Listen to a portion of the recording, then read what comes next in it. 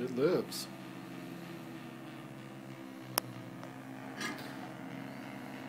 What I love about this is that the oscilloscope is actually a valuable diagnostic tool, not just a toy.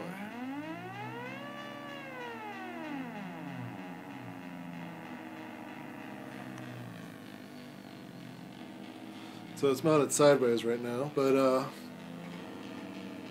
it lives.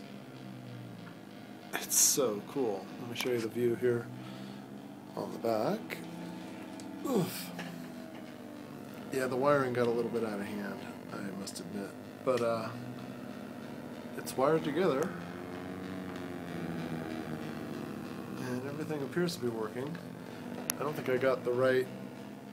I don't think I chose a good one for the white noise value. There's a different transistor that I want to try.